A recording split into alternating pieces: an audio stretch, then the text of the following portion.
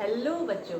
Today we will discuss about the basic proportionality theorem, which is also known as Thales theorem. So what is the theorem?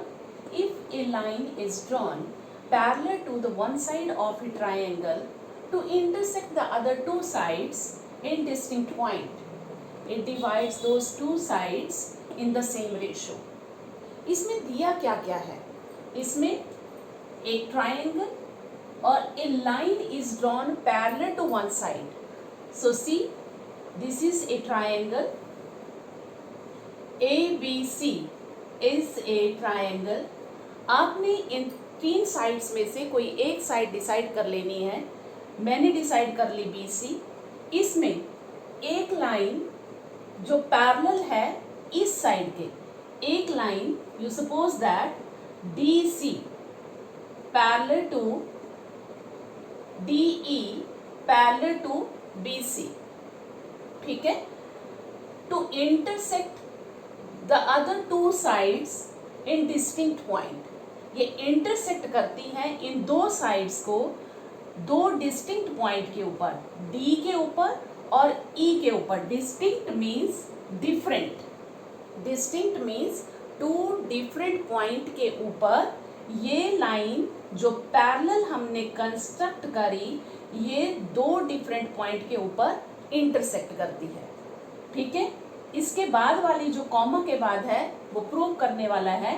It divides those two sides in the same ratio. ये prove करना है. ठीक है. तो given क्या है आपके पास?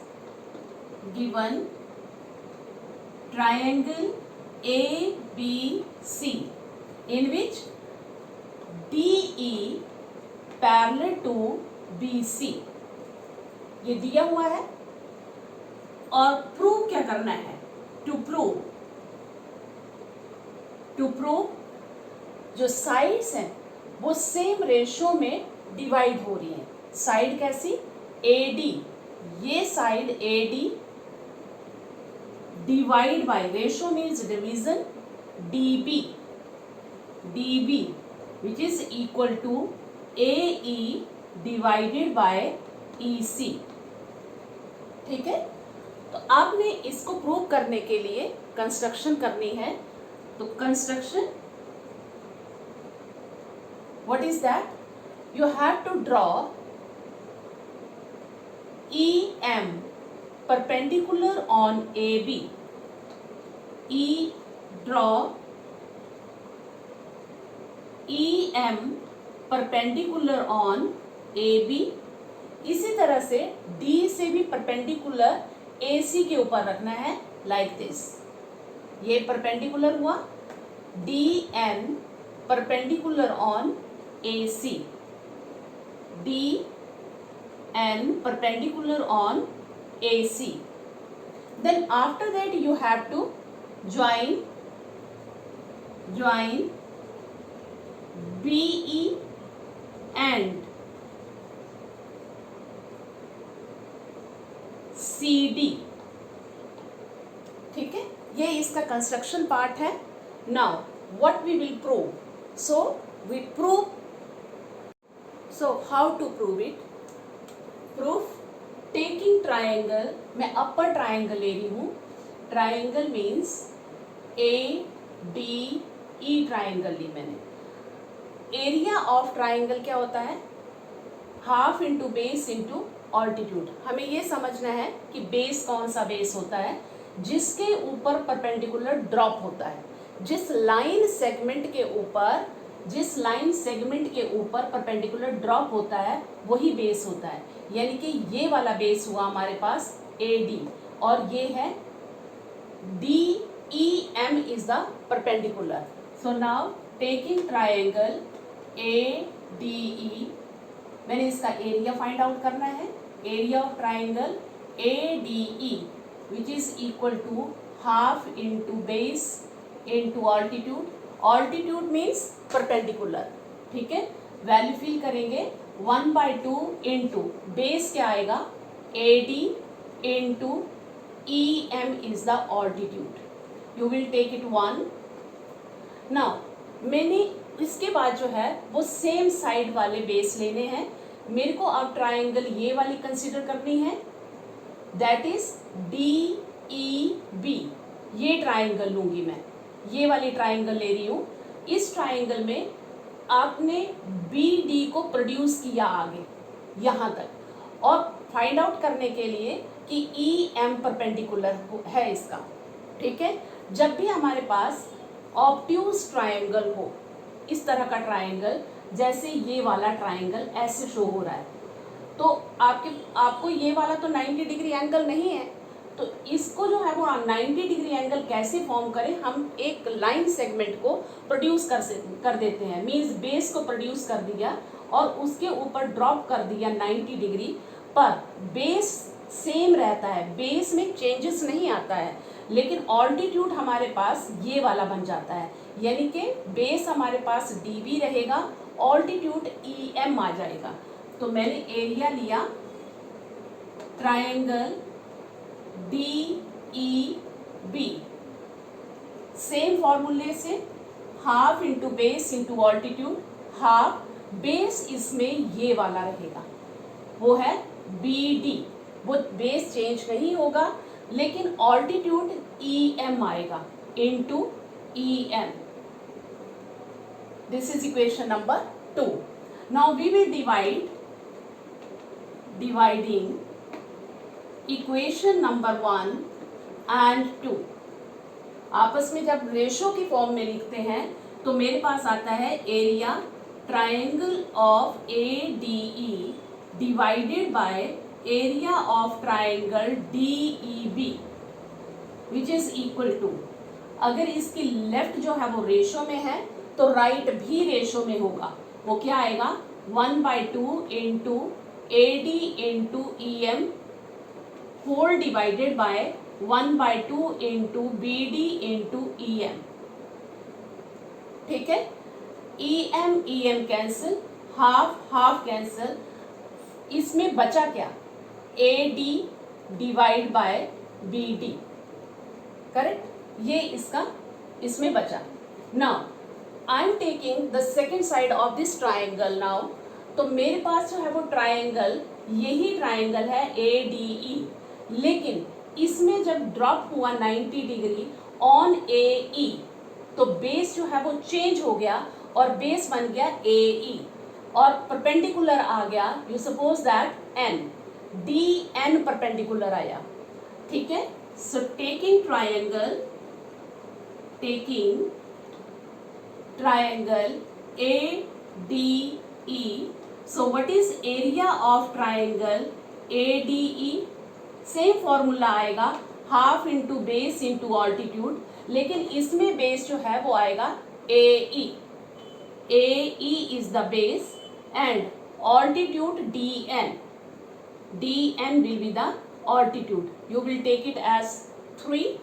now I am taking the same side, जो मैंने ऊपर वाली साइड ली थी AE, तो अब मैंने सेम साइड लेनी है, AC वाली ही सेम साइड लेनी है।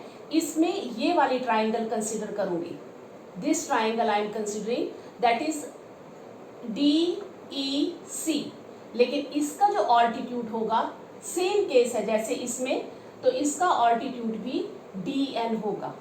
So area of triangle that is DEC, it is half into base, बच्चे बेस जो है वो चेंज नहीं होता, बेस सेम रहता है, और वो है EC will be the base and altitude DN।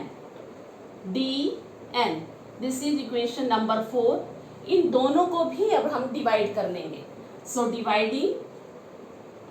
Dividing equation number 3 and 4, तो इसको हम लिखते हैं area of triangle ADE divide by area of triangle DEC which is equal to, value जब हम इसमें लिखेंगे राइट हैंड साइड की, तो आपके पास आएगी इस तरह से, whole divided by 1/2 into EC into DN cancel हो गया, हाफ कैंसिल हो गया, बचा क्या, AE डिवाइड बाय EC। ठीक है बेटा। Now we have finally area of triangle ADE divided by area of triangle DBE is equal to AD upon BD, and area of triangle ADE divided by area of triangle DEC is equal to AE upon EC। ये final result हमारे पास आए थे। अब हमें ये find out करना था कि AD divided by DB which is equal to AE divided by EC, but ये तो है नहीं। अब उसके लिए एक आपने 9th क्लास में पढ़ रखी है थ्योरम, और वो क्या है कि मेरे पास अगर दो ट्राइंगल्स होती हैं इस तरह से और वो दोनों ही पैरेलल हैं, इफ टू ट्राइंगल, ये वाली, ये दोनों ही साइड्स जो हैं वो पैरेलल हैं, कि आपके पास है DE and BC, these two lines are parallel to each other, इसके बीच में जितनी भी ट्राइंगल्स बनेगी उनका एरिया इक्वल होगा। ठीक है, ये दोनों ही side DE is parallel to BC, इसके बीच में जो भी ट्राइंगल बनेगी, हाँ, उसका बेस क्या होना चाहिए, सेम होना चाहिए। तो आपने क्या लिखना है इसमें, एक लाइन से ही इसमें आंसर आ जाएगा। So triangles on the same base, इसमें बेस आएगा आपके पास DE, आप ब्रैकेट में लिख सकते हो DE, and between the same parallel,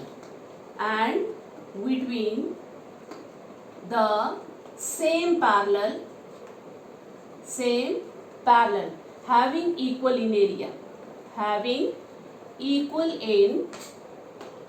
area, ये इक्वल एरिया शो करता है। इसका मतलब क्या है, आप न्यूमिनेटर तो सेम है, एरिया ऑफ ट्राइंगल ADE, यहाँ पे भी एरिया ऑफ ट्राइंगल ADE, इसका मतलब इन दोनों का एरिया DBE और DEC, इन दोनों का एरिया सेम होगा।